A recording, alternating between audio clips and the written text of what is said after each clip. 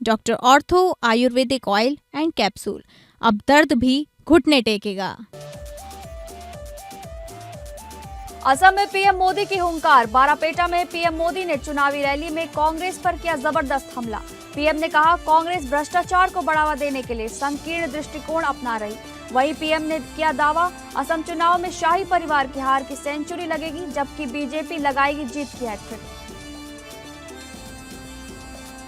जग्गी हत्याकांड में छत्तीसगढ़ के पूर्व मुख्यमंत्री अजीत जोगी के बेटे अमित जोगी दोषी करार।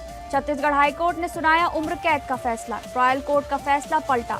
2003 में हुई थी एनसीपी नेता रामावतार जग्गी की हत्या। रामपुर में महिला पुलिसकर्मी और उसके बेटे की हत्या में बड़ा खुलासा। महिला का पति ही निकला हत्यारा। पुलिस ने मृतका के पति सहित 3 को किया गिरफ्तार।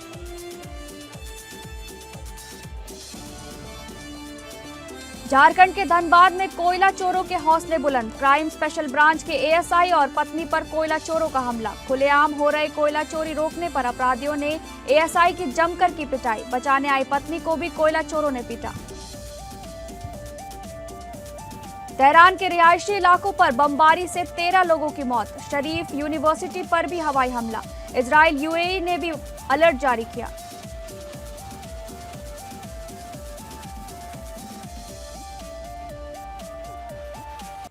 नमस्कार, आप सभी का स्वागत है इस बुलेटिन में। मैं हूं आपके साथ शालिनी राणा। शुरुआत करेंगे बुलेटिन की।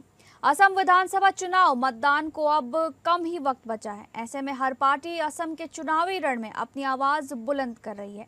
असम के बारापेटा में प्रधानमंत्री नरेंद्र मोदी ने लोगों को संबोधित किया। इस दौरान प्रधानमंत्री नरेंद्र मोदी ने कांग्रेस पर निशाना साधा और कहा कि शाही परिवार की हार की सेंचुरी लगेगी। साथ ही उन्होंने कहा कि भाजपा जो कहती है वो करके दिखाती है। बारपेटा जिले के भवानीपुर सोरभोग में चुनावी रैली को संबोधित करते हुए पीएम नरेंद्र मोदी ने कहा कि असम की जनता ने इस बार 2 काम पक्के कर लिए हैं। एक तो इस बार असम में भाजपा एनडीए की हैट्रिक लगेगी और दूसरा काम कांग्रेस के शाही परिवार के नामदार जो दिल्ली में बैठे हैं उनकी हार की सेंचुरी का रिकॉर्ड भी असम के लोग ही बनवाएंगे। साथ ही उन्होंने कहा कि कांग्रेस भ्रष्टाचार को बढ़ावा देने के लिए संकीर्ण दृष्टिकोण अपना रही है, जबकि भाजपा की योजना दीर्घकालिक विकास की है।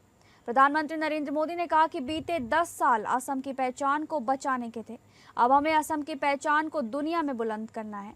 उन्होंने कहा कि आपका वोट इस बार विकसित असम के निर्माण की नींव को मजबूत करने वाला है। उन्होंने आगे कहा कि आप सब जानते हैं कि भाजपा जो कहती है वो करके दिखाती है। प्रधानमंत्री नरेंद्र मोदी ने आगे कहा कि देश के जिन 1-2 राज्यों में कांग्रेस की सरकारें बची हैं, वहां पर कांग्रेस जनता के बीच कभी अपना रिपोर्ट कार्ड लेकर के नहीं जाती। उन्होंने कहा कि बीजेपी सरकार साफ नीयत से जनता को बताती है कि हमने जनता की सेवा के लिए क्या क्या किया है। सत्ता के लिए कांग्रेस कुछ भी कर सकती है और असम को इसका बहुत नुकसान हुआ है। हमारे बोडो समाज की हुदुम पूजा और कोज राजवंशी समाज का बाथो, ये प्रकृति, संस्कृति और आस्था के तालमेल का शानदार उदाहरण है। बारपेटा का तो हमारे पवित्र सत्रों की भूमि भी कहा जाता है। श्रीमंत शंकर देव जी, माधव देव जी, दामोदर देव जी, हरिदेव जी, ऐसे गुरुओं की परंपरा पूजनीय है। ये हमारी आस्था है। लेकिन कांग्रेस ने तो हमारी आस्था को भी घुसपैठियों को सौंप दिया था। हमारे पवित्र सत्र की हजारों बीघा जमीन पर कांग्रेस ने घुसपैठियों को कब्जा करने दिया था। यहां बरपेटा सत्र की बहुत बड़ी जमीन भी अवैध कब्जे में थी। साथियों, कांग्रेस ने असम की जमीन पर अवैध कब्जे होने दिए। असम में होने वाले आगामी विधानसभा चुनाव को लेकर झारखंड मुक्ति मोर्चा के केंद्रीय महासचिव मिथिलेश ठाकुर ने मुख्यमंत्री हेमंत सोरेन के नेतृत्व में सत्ता परिवर्तन के बड़े दावे किए हैं। तो वहीं उन्होंने एपीएन न्यूज से बातचीत में कांग्रेस से सीधी भिड़ंत से लेकर झारखंड महागठबंधन में तकरार की स्थिति पर भी खुलकर जवाब दिया है। होने वाले आगामी विधानसभा चुनाव को लेकर झारखंड मुक्ति मोर्चा पार्टी मुख्य रूप से चुनावी मैदान पर है। खुद झारखंड मुक्ति मोर्चा पार्टी के अध्यक्ष, पार्टी के नेतृत्व करने वाले झारखंड के मुख्यमंत्री हेमंत सोरेन लगातार वहां पर जनसभा कर रहे हैं, जनसभा को संबोधित कर रहे हैं और लोगों से मिल रहे हैं। खासकर आदिवासी वोट बैंक को साधने का प्रयास जेएमएम कर रही है। देखिए, सबसे पहले तो मैं यही कहूंगा कि झारखंड मुक्ति मोर्चा कभी भी सत्ता की राजनीति नहीं करती और सत्ता लोलुपता नहीं है। उसका परिणाम है कि आज झारखंड अलग राज्य यहाँ के आदिवासियों, मूलवासियों को प्राप्त हुआ। अगर सत्ता लोलुपता होती तो आज झारखंड अलग राज्य नहीं हुआ होता। कामोबेश आसाम में भी यही स्थिति है। आसाम में हम सत्ता हासिल करने नहीं गए, हम हक दिलाने गए।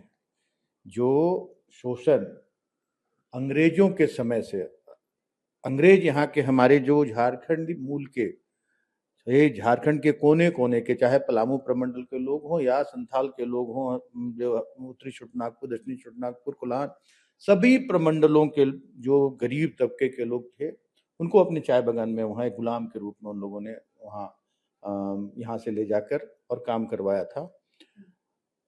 आज जो स्थिति है उन पी ट्राइब्स की, आज जो भी वहाँ आसाम में जो हमारे झारखंडी मूल के या बिहारी मूल के लोग हैं, उनकी स्थिति कहे तो एक बंधुआ मजदूर से भी बदतर है। और ये काफी नजदीक से माननीय मुख्यमंत्री ने इसका अध्ययन कराया और देखा कि वहाँ काफी शोषण है। तो उस शोषण से मुक्ति दिलाने के लिए झारखंड मुक्ति मोर्चा वहाँ कूदी है। और हमारे अगर 2, 4, 5 प्रतिनिधि भी अगर विधानसभा में पहुंचेंगे तो निश्चित रूप से मैं दावे के साथ कहता हूं कि 2 साल के अंदर वहां के जो आदिवासी हैं, वहां के जो ट्री ट्राइब्स हैं, वहां के जो दबे कुचले लोग हैं, उनको उनकी आवाज बनकर हमारे प्रतिनिधि उनको हक अधिकार दिलाने का काम करेंगे और उनका जीवन स्तर को ऊंचा करने का काम करेंगे। तो 2 साल के अंदर परिणाम देखने को मिलेगा और असम की पूरी तरीके से स्थिति बदलती हुई नजर आएगी। अगर 5-7 सीटों पर भी अगर जेएमएम मैदान पर सत्ता में काबिज होने के लिए तैयार है कि वो अगर जीतती है तो वो सत्ता पलटती नजर आएगी। ये दावे हैं जेएमएम के। देखना होगा चुनावी परिणाम आएंगे तो किस तरीके से असम में सत्ता तख्त की पलटी होती है। लेकिन फिलहाल हमारे सहयोगी दीपक के साथ एपीएन न्यूज से मैं तृप्ति राजेश, नमस्कार। अगली खबर उत्तर प्रदेश से है। उत्तर प्रदेश में अब निर्धारित समय पर नई पंचायतों का गठन संभव नहीं रह गया है। त्रिस्तरीय पंचायत चुनाव अगले साल होने वाले विधानसभा चुनाव के बाद होंगे। इसकी पुष्टि दबी जुबान से उद्धपदस्थ सूत्र भी कर रहे हैं। पक्ष और विपक्ष दोनों का फोकस वर्ष 2027 में होने वाले राज्य विधानसभा के आम चुनाव पर है। कोई भी पार्टी स्थानीय चुनाव में नहीं उलझना चाह रही है। प्रदेश में ग्राम पंचायतों, क्षेत्र पंचायत और जिला पंचायत के निर्वाचन का कार्यकाल क्रमशः 26 मई, 19 जुलाई और 11 जुलाई को समाप्त हो रहा है, जबकि त्रिस्तरीय पंचायत चुनाव के लिए फाइनल मतदाता सूची 15 अप्रैल को प्रकाशित होगी। चुनाव से पहले समर्पित पिछड़ा वर्ग आयोग के गठन और आरक्षण की प्रक्रिया भी पूरी की जानी है। इससे सबसे एक बात तो स्पष्ट हो गई है कि मौजूदा पंचायतों का कार्यकाल खत्म होने से पहले नई पंचायतों के गठन की प्रक्रिया अब पूरी नहीं हो सकती। सूत्रों के मुताबिक मौजूदा परिस्थितियों में प्रधानों का कार्यकाल बढ़ाने का विकल्प ही अब बचा है। अगर कार्यकाल बढ़ाने में किसी तरह की कोई कानूनी अड़चन आई तो प्रशासक भी बैठे जाएंगे। अगले साल विधानसभा चुनाव होने हैं, इसलिए भाजपा, सपा, कांग्रेस और बसपा की ओर से भी पंचायत चुनाव कराने की कोई मांग नहीं उठ रही है। हालांकि चुनाव को लेकर हाईकोर्ट में एक याचिका दायर की गई है।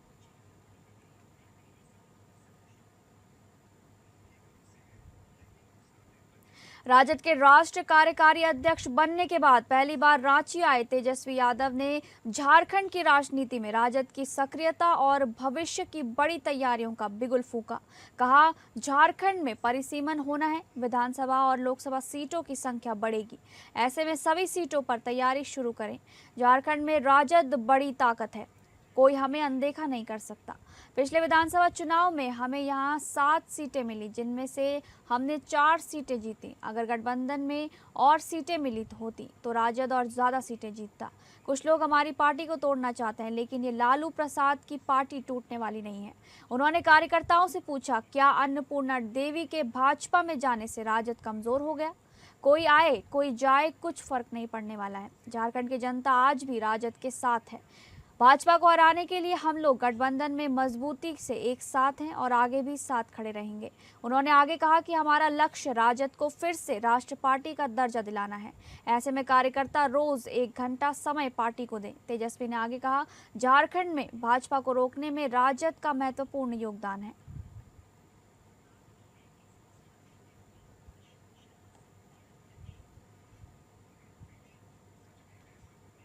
उत्तर प्रदेश के मुख्यमंत्री योगी आदित्यनाथ ने सोमवार को भारतीय जनता पार्टी के स्थापना दिवस पर गोरखनाथ मंदिर परिसर स्थित हिंदू सेवाश्रम भवन की छत पर पार्टी का झंडा फहराया। इस अवसर पर उन्होंने झंडे के सम्मुख पार्टी पदाधिकारियों के साथ सेल्फी ली और सभी को स्थापना दिवस की बधाई एवं शुभकामनाएं दी। मुख्यमंत्री ने सोशल मीडिया संदेश में कहा कि भाजपा की विकास यात्रा सत्ता की नहीं, संस्कार की है, विस्तार की नहीं, विचार की है, अंत्योदय से राष्ट्रोदय के संकल्प की सिद्धि की है। भाजपा के स्थापना दिवस पर सोशल मीडिया प्लेटफॉर्म एक्स पर एक पोस्ट के जरिए सीएम योगी ने कहा, विश्व के सबसे विशाल राजनीतिक दल भारतीय जनता पार्टी के स्थापना दिवस की सभी समर्पित कार्यकर्ताओं को हार्दिक बधाई। भाजपा मात्र एक राजनीतिक संरचना नहीं, बल्कि श्रद्धेय पंडित दीनदयाल उपाध्याय, डॉक्टर श्यामा प्रसाद मुखर्जी और भारत रत्न श्रद्धेय अटल के उदात्त लोकतांत्रिक आदर्शों एवं सात्विक सनातनी जीवन मूल्यों से अभिसिंचित एक जीवंत विचार परंपरा है। राष्ट्र प्रथम की भावना से ओतप्रोत ये राष्ट्रवादी परिवार आज एक विशाल वटवृक्ष बन चुका है, जो सेवा, संस्कार और समर्पण के संकल्प के साथ 145 करोड़ देशवासियों की आशाओं व आकांक्षाओं को निरंतर शक्ति दे रहा है। गोरखनाथ मंदिर परिसर में पार्टी का झंडा फहराने के अवसर पर सांसद रविकिशन शुक्ल, महापौर डॉक्टर मंगलेश श्रीवास्तव, भाजपा के प्रदेश उपाध्यक्ष एवं एमएलसी डॉक्टर धर्मेंद्र सिंह समेत कई कार्यकर्ता उपस्थित रहे। और भाइयों, भारतीय जनता पार्टी ने अनेक कठिनाइयों का सामना किया है, आपातकाल का मुकाबला किया है, राजनीतिक षड्यंत्रों का जवाब दिया है। डॉक्टर श्यामा प्रसाद मुखर्जी देश के लिए अपने आप को बलिदान कर दिए। पंडित दीनदयाल उपाध्याय जी के साथ क्या हुआ हर व्यक्ति जानता है, लेकिन तब भी बिना रुके, बिना डिगे, बिना झुके भारतीय जनता पार्टी की यात्रा आगे बढ़ रही है। जितना बड़ा संगठन होगा उतने ज्यादा चुनौतियां भी होंगी। याद रखना, चुनौतियां भी उतनी होंगी। भारत आगे बढ़ेगा, भारत के दुश्मन उसको स्वीकार नहीं कर पाएंगे, दुष्प्रचार करेंगे, तमाम प्रकार के षड्यंत्र करेंगे। उन सबकी परवाह के बगैर हमें इस यात्रा को एकजुट होकर के आगे बढ़ाना है और उस संकल्प के साथ हम सबको जुड़ना होगा। झारखंड की राजधानी रांची में सोमवार को भारतीय जनता पार्टी के 47वें स्थापना दिवस समारोह पर एक बड़े आयोजन का इंतजाम किया गया।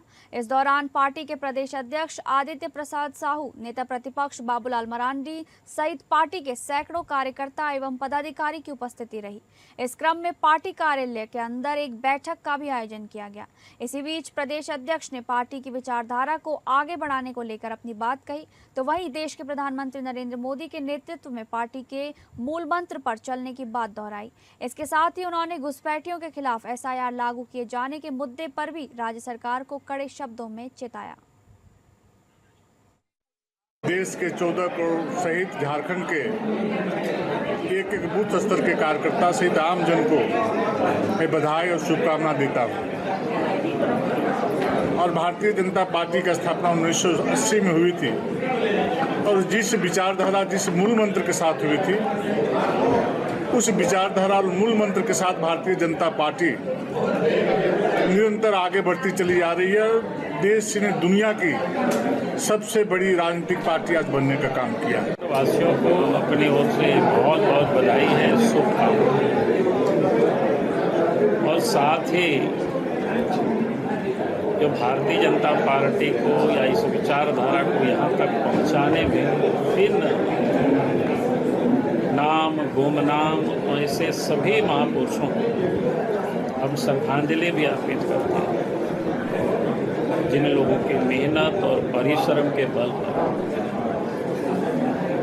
आज भारतीय जनता पार्टी अपना 47वां स्थापना दिवस मना रही है।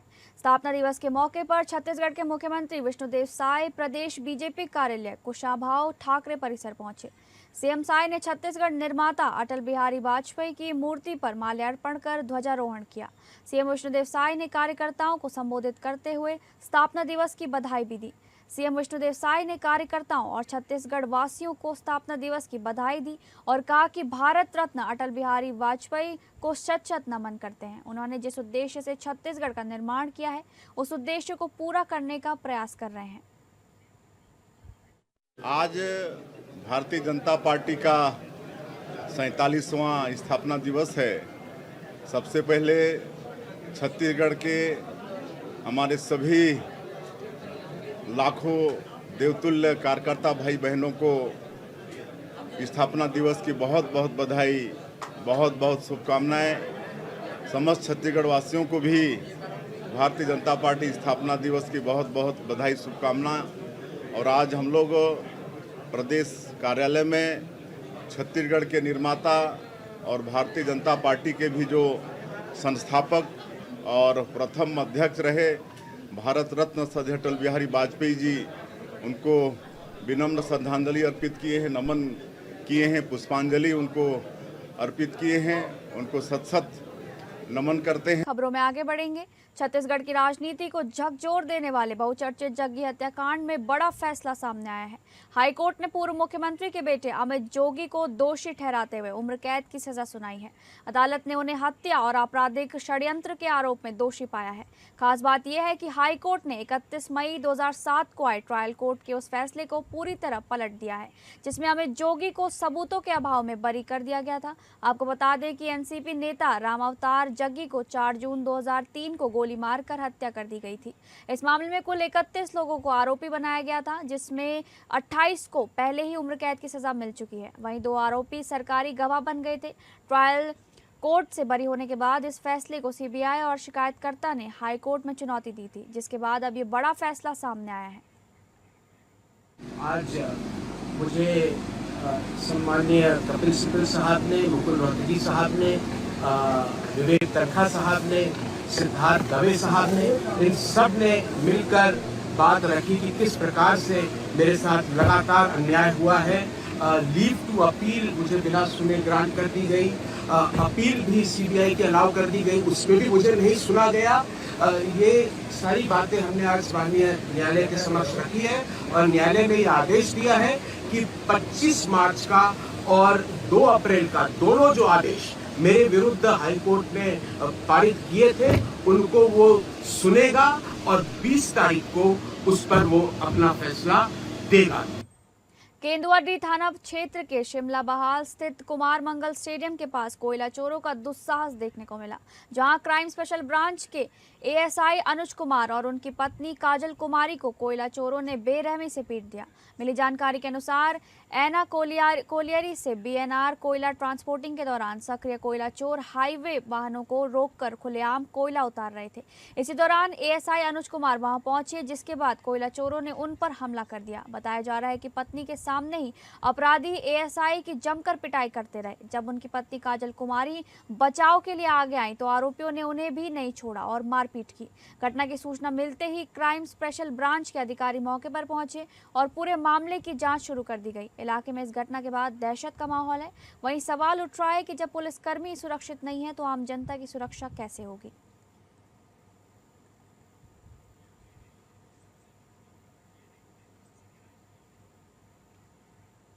वक्त के साथ रिश्तों में कड़वाहट आना अब आम बात तो हो चली है। वहीं रिश्तों में कड़वाहट की बात को जरूर आपने सुना ही होगा, लेकिन बात माँ बेटे की हत्या तक पहुंच जाए तो जरूर ये हैरत की बात होगी। जी हाँ, कुछ ऐसा ही एक मामला रामपुर से निकलकर सामने आया है, जिसमें लगभग 1 महीने पहले सड़क दुर्घटना के दौरान आग लग जाने की घटना हुई थी, जिसमें महिला पुलिसकर्मी और उसकी 3 वर्षीय बच्चे की जलकर मौत हो जाना दर्शाया गया था। इस घटना का पुलिस के द्वारा खुलासा किया गया है, जिसमें मृतका के पति सहित 3 को गिरफ्तार कर लिया गया है, जबकि अन्य 2 आरोपियों की तलाश जारी है। नए पुलिस कप्तान सोमेंद्र मीणा ने कुर्सी संभालने के बाद महतो को इस घटना के खुलासे के निर्देश दिए। इसके बाद कोतवालीगंज पवन कुमार शर्मा की अगुवाई वाली पुलिस टीम सुराग कशी में जुट गई, जिसका नतीजा ये हुआ कि इस घटना में महिला पुलिसकर्मी लता और उसकी 3 वर्षीय बच्चे आवांश उर्फ लड्डू का कातिल स्वयं उसका पति दानवीर सिंह निकला। 25 फरवरी की रात्रि को दान सिंह नामक व्यक्ति के द्वारा एक सूचना दी गई कि यहाँ दुर्घटना हुई है। इस पर मौके पर पुलिस पहुंचती है और घायलों को उपचार हेतु हॉस्पिटल में एडमिट करवाया जाता है। दान सिंह जो मृतक महिला का पति था, उसने एक तहरीर दी, जिसमें अज्ञात वाहन के विरुद्ध तहरीर दी गई कि दुर्घटना हुई थी। उस पर तत्काल अभियोग पंजीकृत किया जाता है और विवेचना शुरू की जाती है। गहनता से विवेचना उपरांत इसमें अन्य तथ्य सामने आने शुरू हुए और सीओ सिटी के नेतृत्व में एक पुलिस टीम गठित की गई, जिसने बहुत सूक्ष्मता के साथ में सभी तथ्यों का परीक्षण किया। इसमें मृतक महिला को पति दान सिंह और रवि द्वारा कार में पेट्रोल डालकर जलाया गया था। उत्तर प्रदेश के चंदौली से एक सनसनीखेज और दिल को झकझोर देने वाली खबर सामने आई है, जहां एक पति ने घरेलू विवाद के बाद अपनी पत्नी की हत्या कर दी और सबूत मिटाने के लिए शव को 90 किलोमीटर दूर फेंक दिया। इस वारदात ने पूरे इलाके में हड़कंप मचा दिया है। चंदौली जिले के सदर कोतवाली क्षेत्र के बिछिया खुर्द गाँव में रिश्तों को शर्मसार कर देने वाली ये घटना सामने आई है। गौतम कुमार खरवार नाम के युवक ने अपनी 28 वर्षीय पत्नी सोनी की हत्या कर दी। पुलिस पूछताछ में आरोपी ने बताया कि घरेलू विवाद के दौरान गुस्से में आकर उसने हैंडपंप के लोहे के हत्थे से पत्नी पर हमला किया, जिससे उसकी मौके पर ही दर्दनाक मौत हो गई। वारदात के बाद आरोपी ने शव को चादर में लपेटा, बोरे में भरा और कार से लगभग 90 किलोमीटर दूर एक पहाड़ी इलाके में ले जाकर फेंक दिया, ताकि किसी को शक न हो। इसके बाद आरोपी ने बड़ी चालाकी से गाड़ी को सर्विसिंग के लिए छोड़ दिया और घर लौट आया।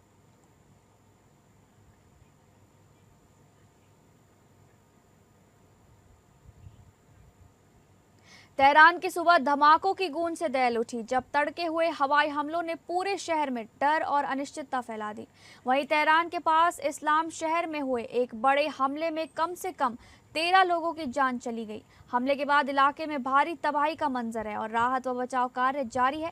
कई लोगों के मलबे में फंसे होने की आशंका भी जताई जा रही है। अधिकारियों का कहना है कि मृतकों की संख्या बढ़ सकती है, क्योंकि कई लोग गंभीर रूप से घायल हैं और कुछ के अभी भी दबे होने की आशंका है। इसी दौरान तेहरान स्थित शरीफ यूनिवर्सिटी ऑफ टेक्नोलॉजी को भी निशाना बनाया गया।